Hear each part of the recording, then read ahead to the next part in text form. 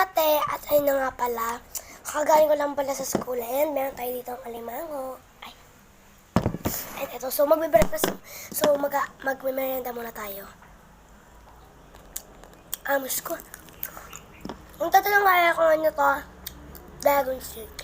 Ayun guys, lahat paubos na to. Ayun. Siguro guys, masarap yan kasi hindi pa ako nakakatayo ng ganyan. Kabok!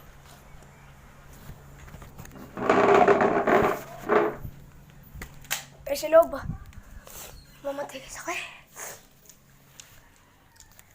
So, nistikman natin. Ready na ba ang lahat? Go! Tuwan.